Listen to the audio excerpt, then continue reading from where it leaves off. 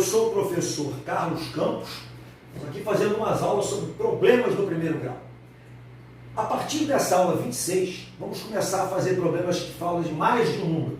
Até a 25 era só normalmente de um número só, a maioria. Agora vamos falar de dois. Mas antes de entrar nos problemas, vou fazer aqui uma preparaçãozinha que a gente vai utilizar isso depois dos problemas. Se achar que está muito fácil, você já pula nos problemas.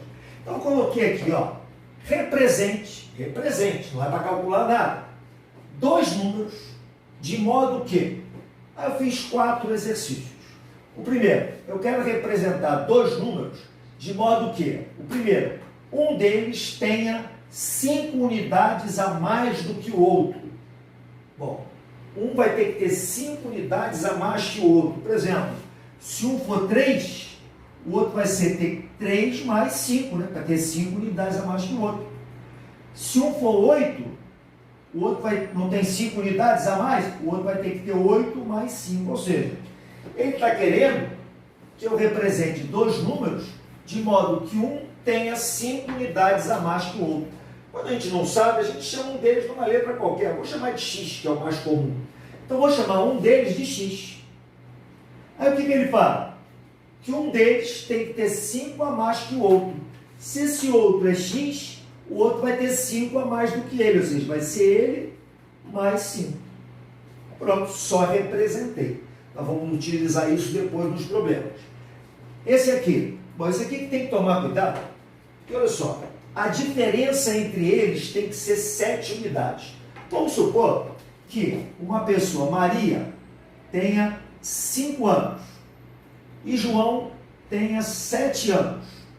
Quantos anos o João tem a mais do que a Maria? 2 anos.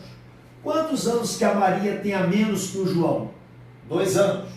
Qual é a diferença entre as idades? 2 anos. É a mesma coisa. Então, falar que a diferença entre dois números é 2, significa dizer que um tem 2 a mais que o outro, ou que o outro tem 2 a menos do que ele. Tanto faz.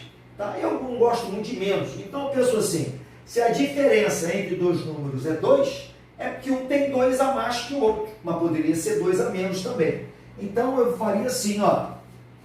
Bom, se eu chamar, vou botar aqui o menor de X, se a diferença entre eles é 7, é porque o maior vai ter que ter 7 a mais do que ele. Ah, mas a diferença não é menos? Se eu for montar uma diferença, eu vou ter que usar o sinal de menos. Agora, se eu estou falando que a diferença entre dois números tem que ser 7, é porque um tem que ter 7 a mais que o outro, ou a menos. Então, se eu chamar o menor de X, o maior vai ser X mais 7.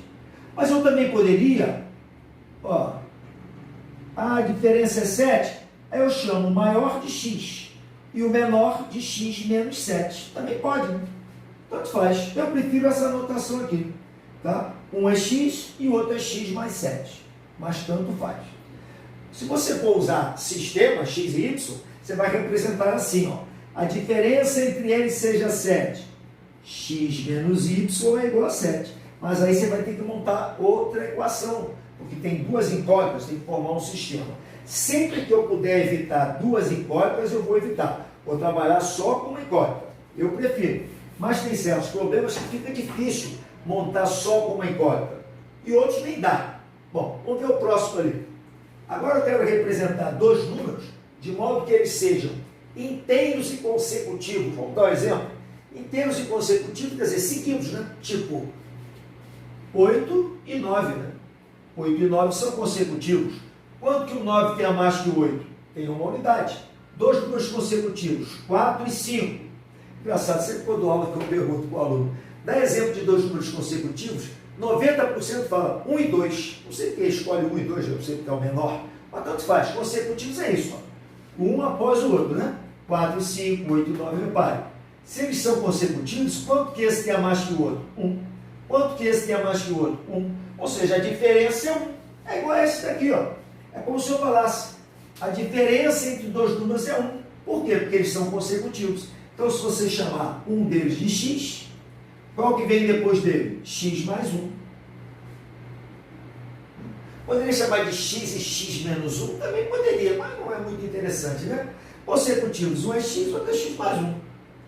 Agora, esse aqui é que causa um pouco de confusão. Tem muito aluno que se atrapalha nisso. Fala em ímpar. Agora eu quero dois números ímpares consecutivos. Vamos dar um exemplo? Pega um ímpar, 7.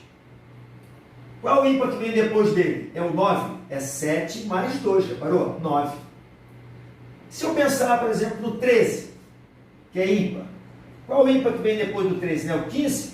Então é 13 mais 2.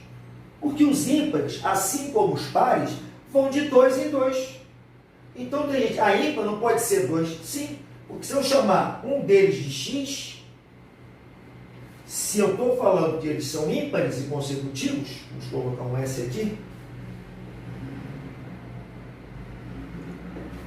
é porque um tem 2 a mais que o outro. Se você chamar um de x, o outro é x mais 2. Por que 2 se 2 é par? Sim, mas se você imaginar que o x sendo 7 é ímpar, esse aqui também vai ser ímpar. Ó, 7 mais 2, que é 9. Aí se fossem pares e consecutivos, você ia montar do mesmo jeito. Um é x e o outro é x mais 2. Por quê? Porque os pares também vão de 2 em 2. Né? Então, tanto faz. Pares consecutivos ou ímpares consecutivos, né? Nos dois casos, eles vão de 2 em 2. Então, se você chamar um de x, o outro vai ser x mais 2. Isso, se fossem três números ímpares consecutivos, x mais 2 e x mais 4, que vai de 2 em 2. E aqui, se fossem três números inteiros consecutivos, vai de 1 em 1, né? X mais 1 e x mais 2. Ok, minha gente? Depois a gente vai usar a mesma coisa que está aí, só que nos problemas. Estou dando já uma ideia inicial, para quem ainda não tem vamos dizer assim, um conhecimento desse assunto aí. Mas que já conhece, vai para frente. Então, aula 27, nós vamos continuar. Vamos fazer mais 4, ainda representando números. Quer dizer, 2 ou 3 números.